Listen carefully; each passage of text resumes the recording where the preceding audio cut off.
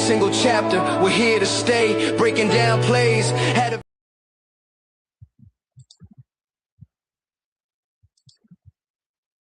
Hello, everybody, and happy Wednesday afternoon. This is the Chasing the Holidays podcast. My name is Lonnie Washington, along with Tony Robinson.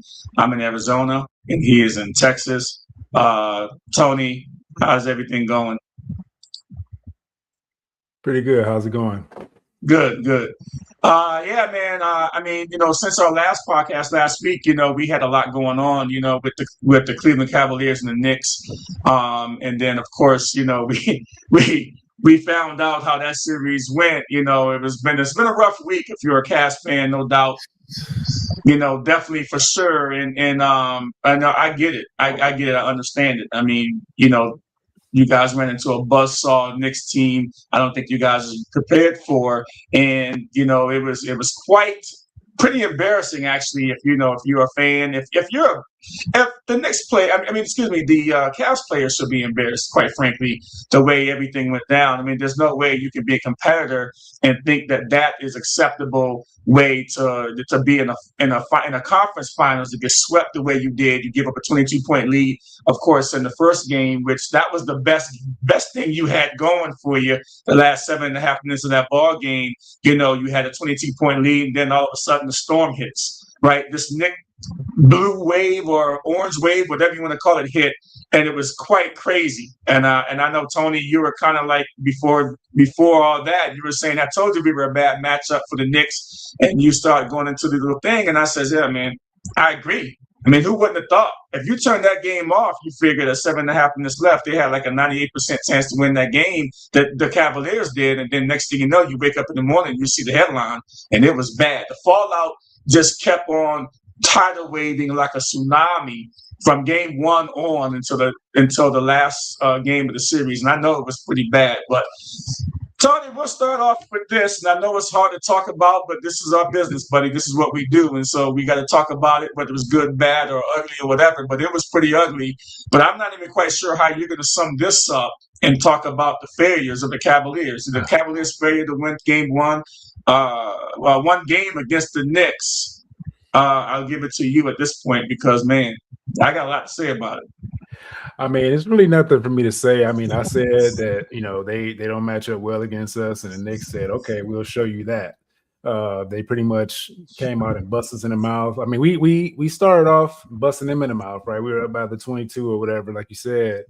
But from there, it's like, I don't know what happened. I don't know if the fatigue from the two previous series or whatever, going 7 in both of those series, I don't know if that caught up with the older, like ailing bodies, I guess they have them on their team. But I don't know. Harden didn't show up anymore. It's just like it's nothing for me to say. I had the Cavs winning, obviously, because I'm biased to my team. But the New York, hats off to the New York Knicks. They came in there and whooped our butt.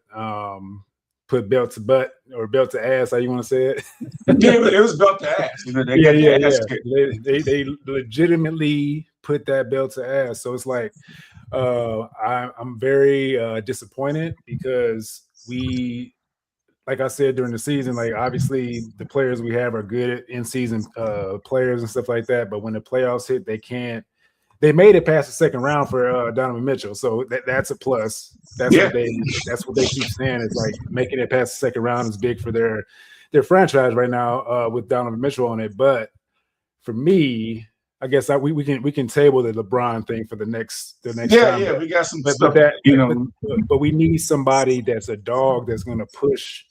Like, because they just fell apart. They don't have anybody because they don't have history of winning, so they don't understand.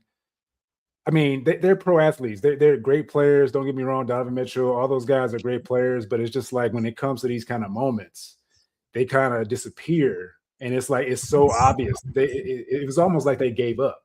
So, and that's what as a fan, it pisses me off because I'm like, you getting paid all this money to like just give up like that, or like don't no fight or whatever.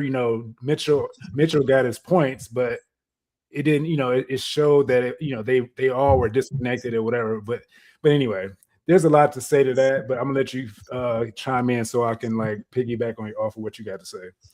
Well, yeah, I mean, I'm sure you were going to have a lid on the conversation because this is something you want to get past, right? You know, sometimes hard things you don't want to talk about, you want to get past it. But my friend, you're not going to get off that easy because, you know, at the end of the day, I mean, I know we talked about a lot yesterday and everything, and you posted your stuff on TikTok and all this, but this is our show. This is Chasing the Highlights platform here, and we real. And, you know, we go we go through a lot with our teams, whether it's the Commanders on my side or whether it's the Browns on your side, but the Cleveland Cavaliers, you know, they kind of gave some hope to, you know, you're talking about a city that's really prideful, right? And a city that really loved their sports. And, you know, the Cleveland Browns have been an utter embarrassment, okay, over the course of 30 some odd years. And then the Cleveland Cavaliers, of course, they get the championship in 2016 with LeBron James. And this was something that you guys thought that you had a chance and hope. And I asked you, I think last week, Tony, what would symbolize a winning season for you guys? I mean, is it to the point where you guys got to this, the conference finals to where you said that, hey, you know what? This is a winning season for us. We can't be mad. But I mean, but when you go out the way you went out, I mean, I see if this series went to 6 games or something like that. So are you still saying as a fan and just being unbiased totally, are you saying that, all right, we made it to the conference finals, we're going to hang our hat on that, and it don't matter if we got blew out, we still had a successful season? No, like I said before, like I told you on our previous podcast, I said it's championship or bust. But when you bring a Harden in, you can't the mindset of in the playoffs at this point with having a Harden, especially when you're trying to, you know, give him a contract extension and stuff like that. You can't, at this point, you cannot just think about, you can't be happy with just going to the finals, Eastern Conference Finals. You got to go to the actual big dance or like winning the big dance, because you can't bring a older player, because Harden is getting older, a little longer, longer in the tooth. I mean, his I don't think his workout regimen is like LeBron James. I mean, because his, I mean, not throwing shade at him, but it's like he's not a LeBron James. That's why LeBron James is still considered one of the top, because he still, even though he don't play a full season, that's not what it's about. It's about what can you do in the playoffs. He's always available, no matter what it is. And then you got Luka and all those guys that aren't available all the time. These younger guys, they don't take care of their body like LeBron James has done all these years. But when it comes to James Harden, you have to be winning. You can't. I mean, I guess this is a plus that we got to the Eastern Conference Finals. I mean, I can't be mad, but this is a step in the right direction, I guess, if you want to say it. Yeah.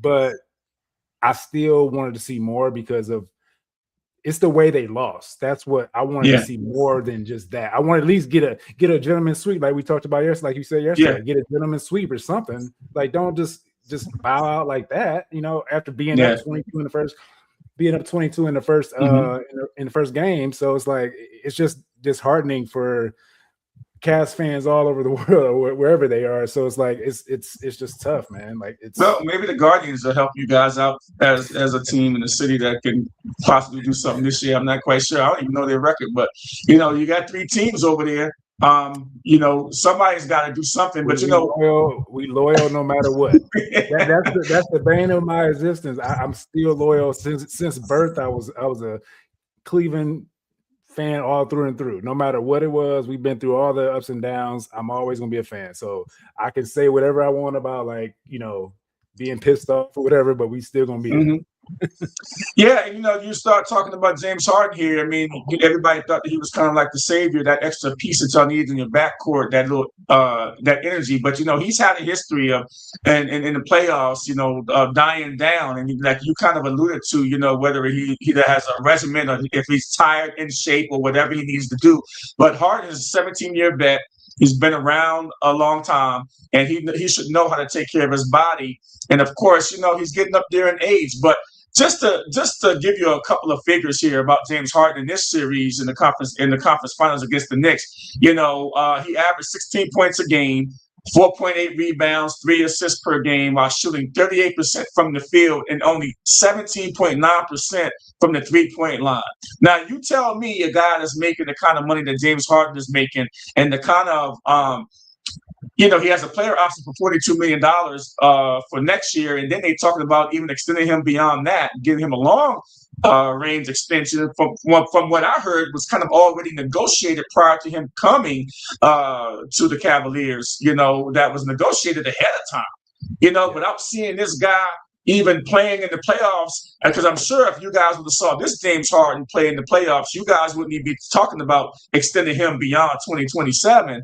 And instead, he's got a $42 million player option. This is going to lock you guys. You guys got one of the highest payrolls in the league, right? And then when you see the missing pieces that you need, you're going to give James Harden $42 million and potentially give him a sense on 18% three-point shooting in this. And then he was not good at all. He was a total dumpster fire on defense. And, with a smaller guard, Brunson, I know Brunson is a beast, but come on, this guy puts you in the blender every time that you guarded him. And this was just a crazy outcome that nobody saw really coming. I don't even think the Knicks fans saw this coming the way it came. But Harden now, he's got this thing on him now with the playoffs, and it didn't get better. It got worse this year, and he's only getting older. How can you, if you're a Cavs fan, be happy about the player option and then potentially extending him beyond 2027? Well, yeah, the player option was implemented. He wasn't going to come to our team unless he knew that he was going to get extended. So there was like a handshake that we say, okay, yeah, we're going to extend you, whatever it was. But for me, I feel like we paying this $42 million for the season only. Think about that, right? We're only paying for his season accolades. So he's 28 points a game, 8 assists, 4 rebounds, right? So that's what we're paying for. We're not paying for the postseason because, to me, and I want to talk about his money like we talked about before, but for me, you haven't proven in the playoffs to warrant that kind of contract, especially at this age, 37 plus, and not having the regimen of like a LeBron James. I just can't see it. I mean, especially when you're trying to get help to help the roster, he's not going to give up any money, because we know that a lot of these players, they want to get their money, what they feel they're worth and everything like that. But there should be a scale depending on what you do for the playoffs, because playoffs is the most important piece of the NBA season and postseason. Like, you can't just base it off of just a season accolades, because that's what I feel like this contract is based on, because he does well in the season. But when the lights are on, the game gets more physical, they disappear. So it's like, why am I paying you $42 million to pretty much hamstring the whole fucking roster? Excuse my language. I didn't mean to, but but I'm just getting pissed off right now, because when you hamstring the whole roster by doing that. If you're trying to win, you don't take $42 million plus, and like at this late in career, like that if you're trying to win, if the end of the day it's about winning, then what are you doing? What are we doing here? Like LeBron, they said something about LeBron coming to Cleveland. He's not going to take a cut, whatever. But if Giannis comes there and they make some things happen, we think that he'll make a change. But that we can talk about that later. But yeah, I mean, but do you think Donovan Mitchell gets off the hook? I mean, 27.3 a game in this series, 2.5 rebounds, 2.3 assists. 2.8 steals per game, 50% from the field over a 4-game sweep. Do you think Donovan Mitchell gets off the hook in this whole thing? I mean, because these averages over the 4 games. I mean, he wasn't bad at all, but he didn't have his Robin beside him. He didn't have the bigs playing well. Merrill, who's come in the previous series against the Detroit Pistons, had a great series, 3-pointing. He couldn't buy a bucket. I mean, and then look at Strus coming off the bench and all those different things. Those role players were not in this series for some reason. And so, I mean, when you start to look at Donovan Mitchell, do you say, man, Donovan Mitchell, you kind of get off the hook a little bit because you didn't have any help looking at his averages and stuff like that. But it seems like sometimes that even Donovan Mitchell was kind of out there not giving his 100%. And so, what do you think about his play in this series? Well, I'm not gonna, make any excuses for him because he was doing some things that I mean, he had an okay season when it comes or series when it comes to the points and stuff like that. But he was out there, just defensive wise, he wasn't doing much. But to go back a little bit for talking about the Harden and checking Brunson, right? So when you think about this, right? So we talked about this the other day about how, from my basketball background, knowing that if you have a player that is a scorer, you cannot have him chasing around the other best player scorer. No matter what you're trying to do, like you're trying to step up to guard the best player. That's not your game. Like James Harden was never known as being a defensive player. When he was in Houston, they say Olay defense, all these different things. How all of a sudden he's a defensive stopper? Like you can't put him in that situation and expect him to score. He's checking the best player in the playoffs to me right now, besides Wendy or whatever. Well, SGA is the best player in the playoffs. Let's say the East. Okay. Yeah. Mm-hmm. So he's the MVP of the East right now, right? MVP of the Eastern Conference Final. So you cannot put somebody that has never been known for a defensive acumen to check this guy. Like these other guys on the team got to step up, and I feel like that's why Strus and Merrill and those guys kind of didn't get their footing because they were looking for defensive players to play on the court to match the intensity of the Knicks. Mm-hmm. They couldn't match it, and you can't have a Merrill in there trying to, because he's not a defensive. He's a 3-point specialist. That's it. He's not a defensive player either.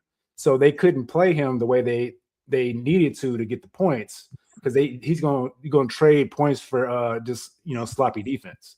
Yeah, and it's not like, but the people we had in that just goes to show that we don't have a good defense past the two bigs. Yeah, that's when you break it all the way down. The bigs are our defense, but they were weak. They were very weak though. They were very weak this series. Yeah. I was totally shocked on how they got manhandled. They weren't really. So I wouldn't. Yes, they were.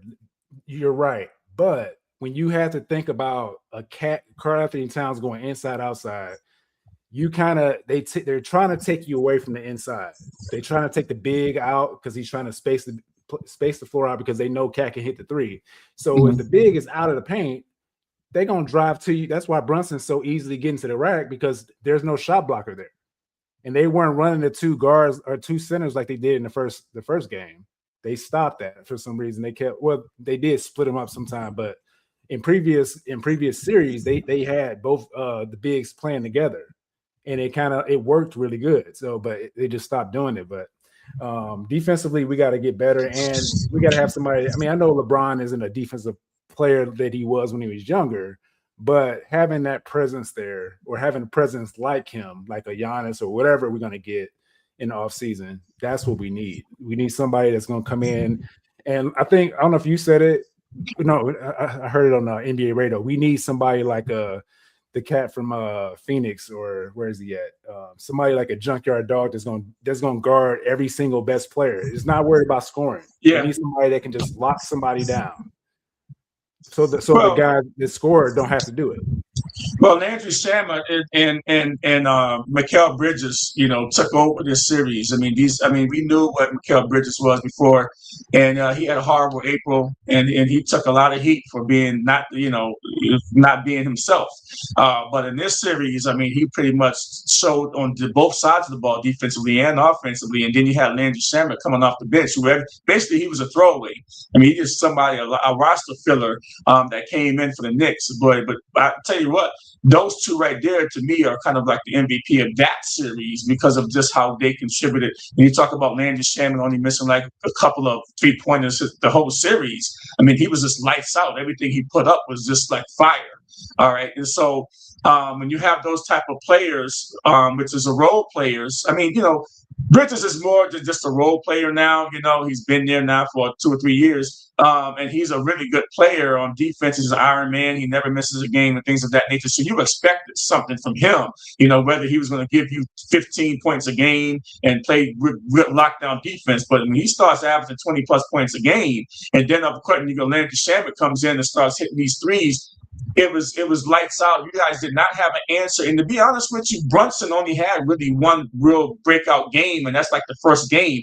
The other games, he was pretty even, averaging about 20 points a game, and more of a distributor. But all those role players for the Knicks came into play. And then I don't think the Cavaliers, they showed a lot of weakness when they're a tough team. We know that the Cavs bigs can play tough, the way they did against Detroit, the way they can Mobley can shoot the three. That was even absent in this series. The lackadaisicalness of getting down the court on fast break, and when you get into game 4 and you about to get swept, and you let the Knicks have 26 fast break points in the first half. That shows that you had your bags packed. You basically told your family, yo, get the bags are packed already. Put the kids on some pajamas because after this game, we're going to ship out to our vacation destination. That's the way they play. They play like the bags packed already.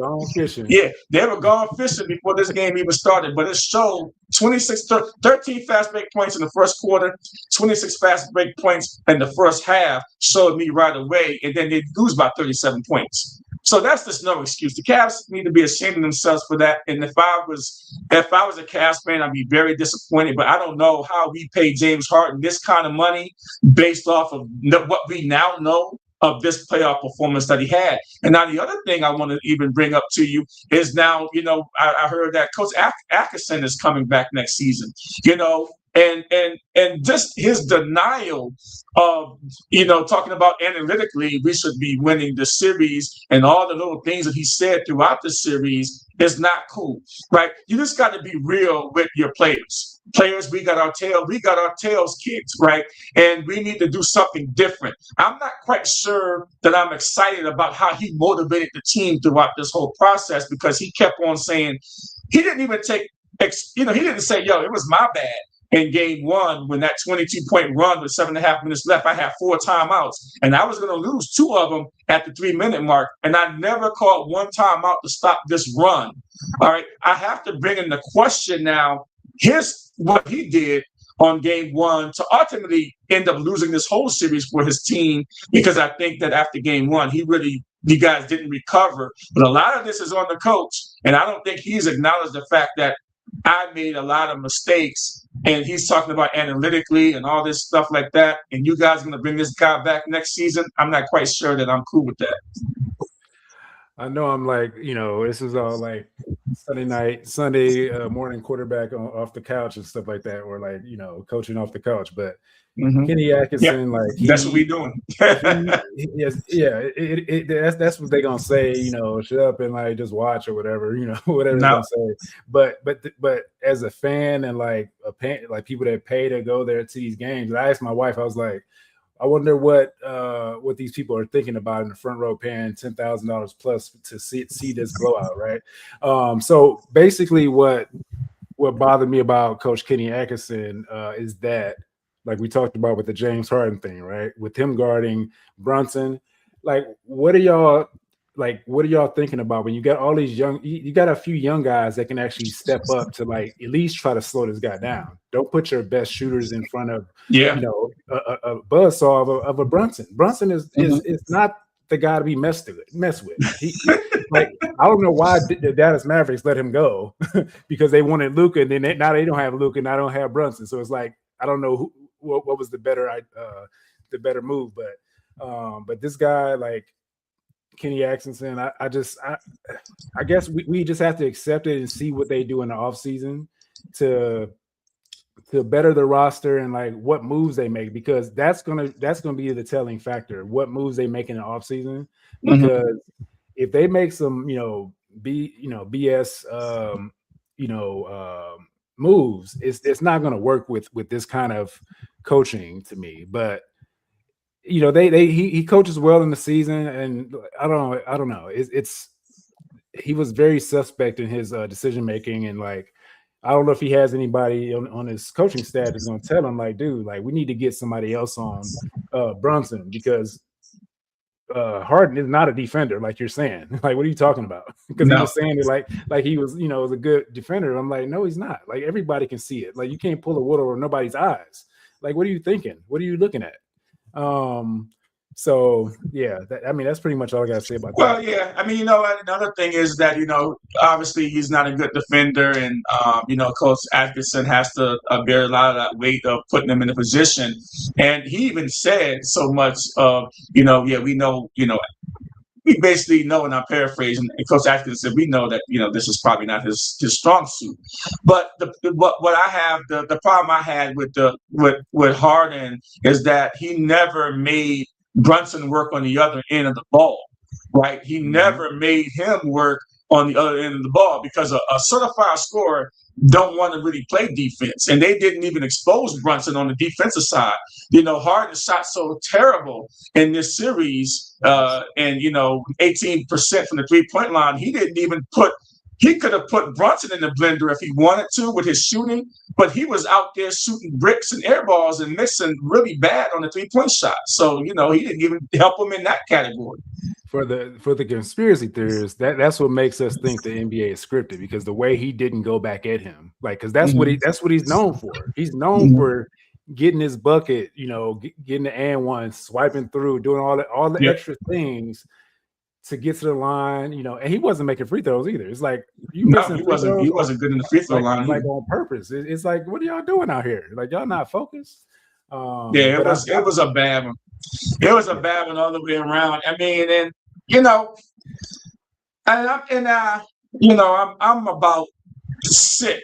Okay, about sick about this one. Okay, oh boy, the Cavs fans believe LeBron James can save them again at the age of 42 years old. I mean, me and you went round and round yesterday on this, and you said, well, LeBron can do this and LeBron can do that. I says, man, LeBron, if he's looking at coming over to the Cavaliers, I mean, I think he's got a better roster in LA, to be honest with you.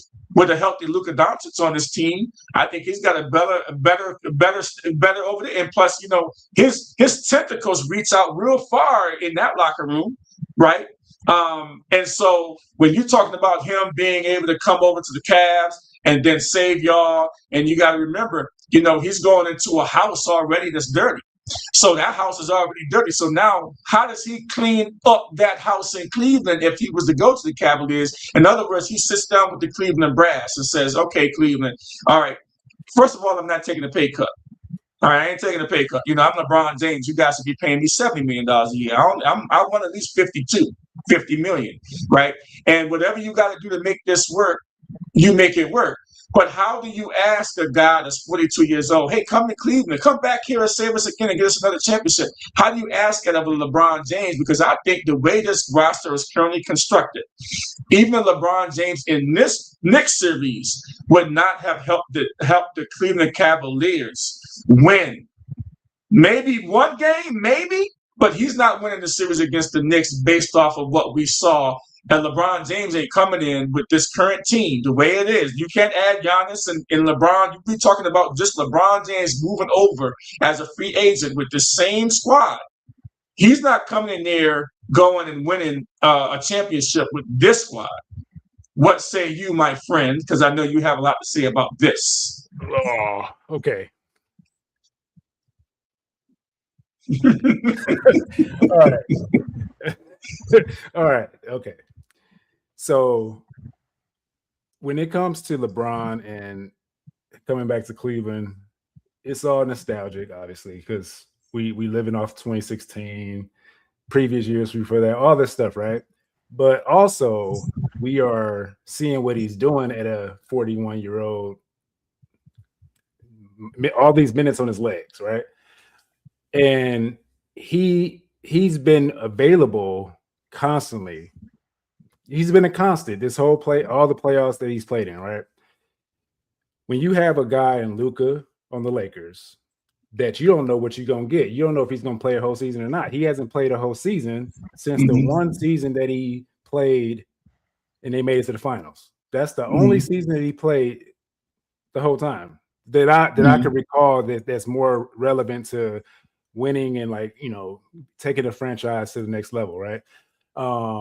So my thought process is that the way the Lakers are structured, yeah, you got some young pieces around you, but they're already looking at Luka and Reeves as their future, and you're the third option, right?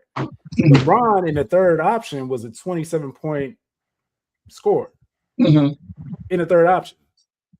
So then he plays in the playoffs, and he's still doing the same thing.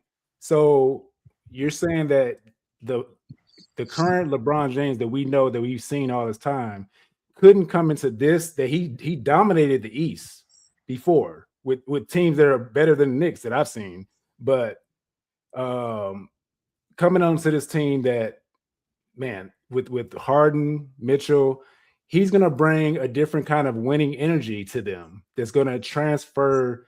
He's going to transfer all that energy to both of those guys, because they don't know how to win.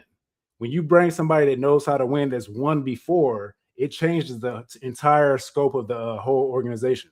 And the Cavs fans and the Cavs brass know that. They know that. That's why they're talking about bringing him back. They're not just, I don't know. And yeah, if you bring Giannis, the previous, if you restructure the whole organization by trading Mobley to get Giannis, that's a good trade. Everybody, they've been talking about that the whole postseason, because they've been playing like trash. So get Mobley to go get Giannis, do a sign and trade with LA to get, give them Jared Allen, because they need a big. And the Cavs want LeBron, sign and trade. So there's different ways to work around the contracts, and he will take a hometown discount, I believe. That's just my opinion. And I'm not saying he's gonna take a substantial cut, but they're gonna figure out a way. Well, what's a hometown discount to you? I mean, he's 50 million, he's 52 million, 56 million now, right? Yeah, but they're gonna work it out, because if they have to fill guys in, like some randoms from like the G League and like whatever, some guys that are ready to, because they can do it. I mean, but I don't feel like they're gonna have to gut the team all the way.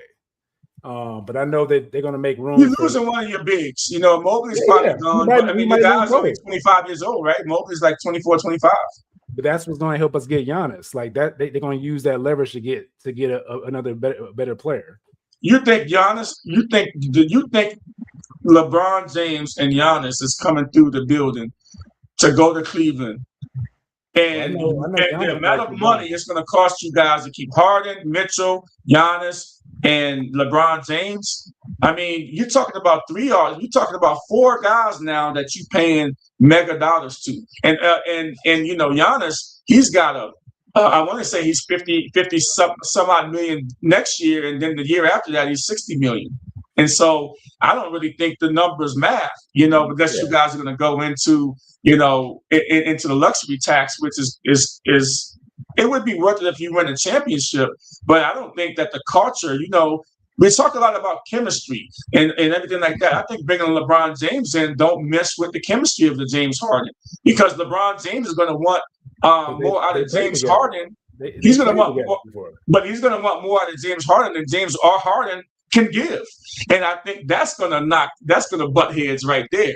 And then this is Donovan Mitchell's team, and you believe that Donovan Mitchell's going to give everything up to go to LeBron James? But you just saw, even though they lost, you saw how Mitchell and Harden were communicating with each other. Like, it's 2 stars going, like they never like went after each other. They say, okay, they held each other accountable. So they know if you're trying to win as a basketball player at the highest level, and you got a chance to get a LeBron James, if you pass that up, then you're not trying to win. What are we here for? Like, as the organization is trying to win. They're not trying to just make it to the final Eastern Conference Finals. They're trying to win the championship. That's the ultimate goal, no matter what anybody says. It comes down to winning the championship. If LeBron puts them in a better situation, if they feel like LeBron puts them in a better situation to win, they're going to do it. No matter there are 8 other teams that were talking about LeBron. It's not just the Cavs. There's other teams that want LeBron too. So for us, because he's coming back to Cleveland, why is that a big deal? Because you guys, we're not the only team that wants him. The Cleveland fans have not moved on from LeBron James, and I get it. You guys, he's a hometown guy. He's gave you your first title ever. But you got to remember, LeBron James was 10 years younger then. And looking at the LeBron James now, I don't think that even though he still can play, why do you guys want to go back into that old girlfriend and bring her back? It's like maybe come back type of thing. If she keep coming back, we're gonna take her. Well, yeah, but LeBron James ain't LeBron. It's some baby come back type of stuff. And LeBron James it's crazy, man, the way that you guys believe. LeBron James is still in the league. He's 42 years old. He's still looking good over there in LA. Let's bring him back over here because he's the answer to our potential second championship. When he gave you one. All right, he left you, he came back, he gave you a championship, and I think if he goes back again, it ain't going to end well in Cleveland. I think he just might as well figure out how he can stay in LA and be done. Well, I mean, for me, I don't look at it like that. I feel like we also look at a point where LeBron comes back to Cleveland to do his final years. I mean, that's the way I look at it because it's like I said, it's nostalgic bringing him back to Cleveland so he can finish out his career. If that's what he wants to do, if he says, I want to go back to Cleveland to cement my legacy in Cleveland to finalize everything, see if there's another shot at this or whatever. I don't think there's anything wrong with that. I mean, I'm biased because I'm a Cavs fan, but looking from the outside looking in, the script is there. It's like if you go back to Cleveland, win a championship, go out on top. I mean, he made it to the final. He can dominate the East. No, I mean I know they got other teams coming back into the fold. Indiana gonna be back, and all these different teams. Yeah. There's exactly nobody. If LeBron goes, if they figure out a way to bring LeBron back on the East, he's dominating the East again. Well, he's not going to win the title. Is the West. He's not going to win the title. He's not going to win a title because remember Indiana is still out there. The only reason why Indiana was not a good team this year is because Halliburton was hurt and he didn't play, and they decided to tank to get some draft picks. So now they've got a top draft pick this year. You're going to have Halliburton back. Indiana's going to be back in the mix again. Okay, they're going to be back in the fold again, and they were the team to beat. Remember, Indiana last year took OKC to 7 games, and Halliburton tore his it wasn't his ACL, it was Achilles he tore. So at the end of the day, that's what happened. So and then Boston's going to be back. Okay, you can't expect Jason Tatum, and if they keep that duo together, Brown and Tatum, you can't say that team is not going to be back in the mix again after next season with Tatum having a full year of rest. He came back early, and I think that wasn't really good for him.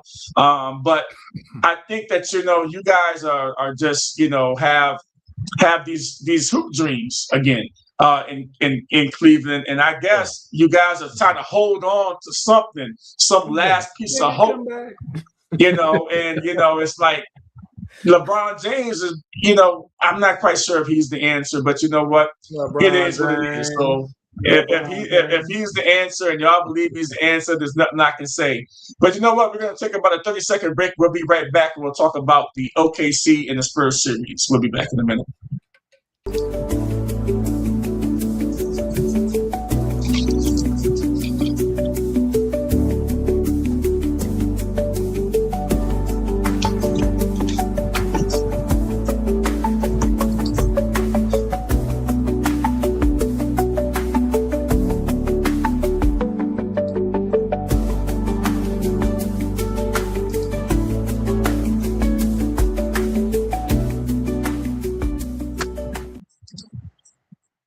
All right, we are back. My name is Lonnie Washington. This is the Chasing the Highlight podcast. My buddy Tony Robinson here, and we're having a discussion about the NBA conference finals, NBA conference championships right now. We just ended up talking about, bringing LeBron James back and things of that nature, which I thought is not a good idea. And I don't think that makes the Cleveland Browns a championship team. But, who is a championship team? the OKC Thunder, right? OKC take a 3-2 lead with an impressive win in Game 5 last night. And if you guys aren't watching this series, I'm not quite sure what you guys are watching. Even if you're a Cavs fan and your team's not in it no more, you still got to watch this series, because I think this is we're probably seeing the conference. This might be the finals game here, series that we're seeing before the Knicks come on the scene and play June 3rd for the championship, for the finals. So OKC 3-2 lead. Looking at this series, it's been very impressive. You've had guys like McCain coming off the bench starting for the OKC Thunder, and just playing lights out basketball. You're seeing the alien, they call him Victor Wembanyama, and he's had his great games, right? But it seems like this is just like a heavyweight fight, like Ali Frazier, just like this one punch after another. What team's going to be standing? And this could bode well for the Knicks, who will have over a week of rest, because they took care of business early against the Cavs and with the sweep. So are any of these teams going to have anything left when they actually get to the finals? That's the biggest question. And the other thing is that in this series, right now, who do you think is going to win this series? We've got the best of 3, and round 1 was last night, and OKC took out the Spurs, and Wembanyama didn't have a good game. He's still a young player, but they're putting a lot of physicality on him. They're making him shoot from the outside. He's been dismal from the three-point line, last night. But he's pretty solid. I mean, Victor Wembanyama has been averaging 26 points, 11 rebounds, 3 assists, and almost 3 block shots a game, including that 41-point outburst, in Game 1, and 24 rebounds in Game 1. And so I'm not quite sure what to make of this series, but I know right now that OKC have a chance to put out the Spurs and get a little rest before the series starts, and with the Knicks if they win. But if this goes 7 games, it's a toss-up of who's going to win the finals, because now both of these teams are going to be on limited rest. Yeah, I mean, I have the Spurs on a Cal sheet still, like I told you before, going to the finals. I had the Cavs too, and that didn't work out. But when you look at this, both teams, the average age of both teams is 24 or 25. So I don't feel like if they go 7, they'll still be good for the next series, even though they're getting rest. I feel like they're still young. They don't have a lot of minutes on their body, so they'll be ready. But when it comes to Wembanyama, I feel like they're packing it in like they used to do LeBron, like the Spurs back in the day used to do to LeBron. They used to pack it into the paint where he couldn't easily drive and stuff like that. So they always have like 1 or 2 guys hitting him or like doing something to him or whatever.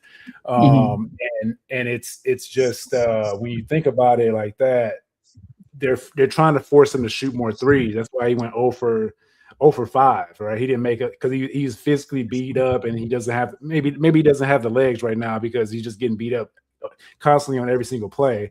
They're making sure they have a body on him every single time, making sure he's always touched, and he seemed like he doesn't like the physical. He doesn't like to be touched a lot, so he gets very frustrated. Yeah. They're trying to they grinding his gears and stuff like that, and that's the kind of game I used to play. I used to like get in their head. I wouldn't say nothing. I would have like I wouldn't say anything. I would just do little things to like throw them off and stuff like that. And that's what I feel like they're doing with him, because he's starting to get a lot. He's getting frustrated, and you saw that he sent McCain. He elbowed old boy in the neck. What's his name?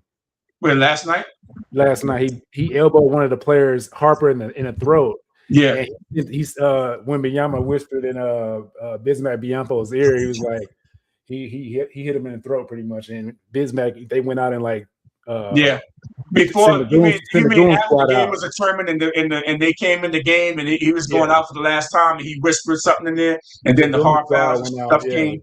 Yeah, the Goon Squad went out, and Plumlee actually put lay wood on his rib, just came in and like on the screen, just take that, Don't hit my young guy in the throat again, and he's gonna learn that lesson. So, well, they got to get him out the game in that perspective. They got to get him out the game, and you can't keep that guy in the game. You got hit, knocked down, and everything. So, and then the game was already won. You got to get your guys out the game so they can get through this series and also through the finals if you happen to get through this finals. But this has been a real fascinating series, and I think Shea Gilgeous-Alexander. Everybody's talking about his flopping and this and that. This guy's a really good ball player. He's two-time MVP, the current and reigning MVP this year. 26.5 points in this series, almost 10 assists. 3 rebounds. 2 steals per game across the first 5 games of this series. He's only shooting 38.6% of this from the field, though. He averages over 50% from the field. But he's 96% from the free throw line. All right, that's been his bread and butter. He gets to the free throw line, gets him going. He had 32 points last night. So now, you have a guy that's the reigning MVP. You've done everything to keep this guy from shooting. That's why his percentage is down. You're double teaming him. You're knocking him around. He's got to, go through screens and you're playing him really hard. But then it's the others, right? You got the others showing up, and then McCain coming in and doing the things that he can do. You got you got a Chet sighting every once in a while here and there. You got a little bit of everybody just coming in and playing really, really good, hitting timely threes. And it's just been amazing to see how this team is just so resilient. And then they bring another player off the bench, one after another. The second team can come in and beat you. Just like the other night, they had 76 bench points. Basically, they had the bench plus Shea Gilgeous-Alexander, SGA together beat the Spurs. And so when you start to see that, you start to say, man, the second team came in and beat 76 bench points is unheard of in a final in this type of playoff game. And so it's been amazing to see them in the way that they can beat you in many, many ways. But I think they got to take the Spurs out in Game 6 and not give them life to go to a Game 7, because we know anything can happen in a one and done. Yeah, I mean it's going to be tough. It's going to be a tough game tomorrow night. It's going to be knockout, drag out kind of game. I feel like Wemby got to get like 40. He got to get 40 and assist and like doing other things, rebounding and stuff like that, like he did the first game. When he had 40, it was like 40 something and 24. Yeah, it's got to be. Who what's his name? The other guy for OKC, defensive guy, played for the Lakers, got a championship. What's his name? Ball here. I'm like Caruso. Caruso. Yeah. I think Caruso, man, could be the MVP of this series. I mean, he's just coming in, knocking down timely threes. His defense is incredible. He's been beaten up on Wemby too. A smaller guy that can play defense. You saw him do this against Jokic also, with playing a tough defense with smaller guy, and he's making him work for every little thing. But Caruso coming off the bench has been just nothing but phenomenal. He's had a couple of games in this series as kind of when he didn't shoot well, but he's playing defense. He's creating steals. He's playing very good basketball. And then, he's that veteran leader that now that's got 2 championships, and he's that vet that they look to when they need a spark. When Alex Caruso comes into the game, things start happening positively for the OKC Thunder. Yeah, Caruso stepped up with Williams being out with injury still, and it's like and other guys getting hurt. Like he's been the constant. He's like we talked about this before. He's like the heartbeat of the team. That nobody really talks about. Because he's the vet. He's been there, done that with the Lakers, and he's played with Kobe and LeBron. So he's been around for a while. So he's seen a lot of different ways of how the team should be ran. So that's why I say he's the heartbeat of the team. Like, because he's got all these young guys playing around him, and he's in their ear, like, let's get this going, stuff like that. So, I feel like he is that guy, but they gonna give it to Shea. They ain't gonna give it to him, Yeah, they were. I mean, he's averaging 26 a game. Even though that they've been trying to keep him down and double teaming him and doing everything, but he's that guy that needs to be the one to really make things go for the OKC Thunder, and he has. And so I'm very impressed. Even with the hard defense that they've been playing on him, he's still making sure that he maintains his average. And then from the foul line, if he gets to the foul line, call it a flop or whatever you want to call it. He's getting to the foul line. He's making plays for his team, and they're up 3-2. We'll see how it turns out. But the other thing is that we're talking about the Knicks a little bit here, but can the Knicks win it all, regardless of who they play, OKC or the Spurs? And my little take on that is that I'm not quite sure if they could win it all. But it's one of those things that we see that I'm not sure if they can win it all. When you start looking at just how tough the conferences are, and I think a lot of people say, "Well, what do you mean? The Knicks have done everything they need to do to get to where they are now to get into the finals." But when you start looking at the East, I think the East is a lot weaker than the West. Just from a standpoint of just how they get there. Now, the Boston Celtics in Indiana has been the Knicks' kryptonite, and they didn't have to go through Boston to play Boston. They got knocked out by the 76ers team. That was, to be honest with you, it was a surprise for them to win that. And then, I just think that overall that I'm not quite. If the Knicks play the Spurs, they have a better chance to win, because remember they did win the cup, the midseason championship against the Spurs in the championship game, right, in Vegas, I believe this year. They did beat the Spurs, right, and I think they're 1-1 against the Spurs this season, and but they haven't beat OKC this season. OKC is 2-0 against the Knicks. OKC has too much depth, and I just think that championship gridiron thing it does mean something. When you're a championship team, you've been through the grind last year with Indiana, then you come back this year, you have a level of pride, you have youth, you have the reigning and the current and reigning MVP of the league. I think they're going to give a lot of trouble to the Knicks, and I think that if OKC wins, they beat the Knicks in 6. And I think, but if the Spurs win and they play the Knicks, I think the Knicks beat the Spurs in 6. They beat the Knicks. The Spurs will beat the Knicks. Yeah. The Spurs will beat the Knicks in 6. Yeah. I don't think OKC is built. OKC is built to beat the Knicks too. Sorry about that. Let me correct the record for a minute. Let me correct the record. I think the Knicks can beat the Spurs in 6, not the Spurs beat the Knicks in 6. But I think OKC can beat the Knicks in 6. But I think the only chance that the Knicks have to win the title is going to play the Spurs. Well, it also depends on if the Spurs get there. If they beat OKC, they're going to be on a high. I don't know. That's going to be hard to say, because if they beat OKC, they're going to come out on fire, trying to knock the Knicks out. But you know how the Knicks are, because they're resting right now. They've been setting themselves up this whole playoffs, taking care of business. Every series they took care of business within 5 or whatever was it. They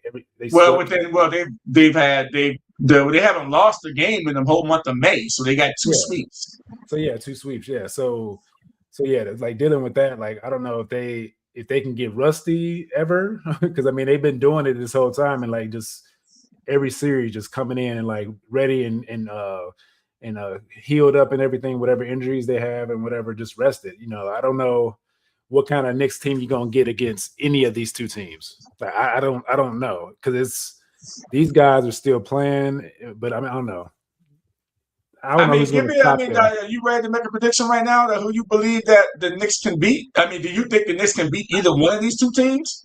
I don't think the Knicks can beat any of them, because you need Cat to play ball. If Cat play, the playoffs is different than the midseason tournament. So when you get a Spurs team they got that in the back of their minds, they lost to the Knicks in the midseason tournament, they're gonna come out a different team.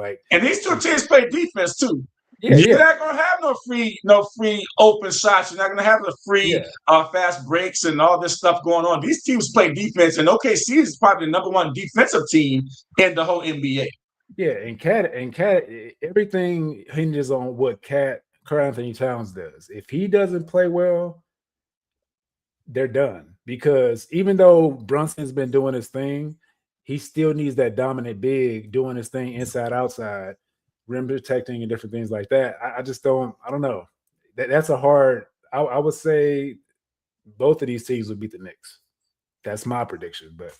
Oh yeah, I think that it's possible that I think it's anything's possible. But I think if OKC gets there again, they'll repeat and they'll beat the Knicks. They'll figure out a way, and whether it goes 7 games or not, they'll figure out a way to beat the Knicks. But I think that if the Knicks play the Spurs, a younger team, right, a younger team, and I think that if they play the Spurs, that the Knicks will be the champions. And so I think everybody needs to hope and pray that they play the Spurs. But the Spurs is real streaky, and you got that alien. Now, how do you stop Wemby? It's hard to stop him. We're starting to see him wear down a little bit now in this series, but boy, I just think that I'll be happy for the Knicks if the Knicks can pull out a finals championship against any of these teams. I don't think it's going to happen, especially if they play OKC. I think OKC just has too much for them. So that's kind of how I'll leave it here on this podcast. Yeah. Anything else we got to talk about, man? Did we forget anything today? No, I mean, that's pretty much it. It's pretty much it. So yeah, that's it. Thanks for everybody who chimed in. I saw some comments coming in and things of that nature. So thank everybody. This has been the Chasing the Highlights podcast. My name is Lonnie Washington, along with Tony Robinson. See you guys next week. Peace. Come alive, 2X players in the studio, ready to thrive. Friends and fans, uniting with the truth, sharing the passion, yeah, that's our proof. Chasing the highlights, where dreams come alive. 2X players in the studio, ready to thrive. Friends and fans, united with the truth, sharing the passion, yeah, that's our proof. We treasure the legends, those who paved our way in every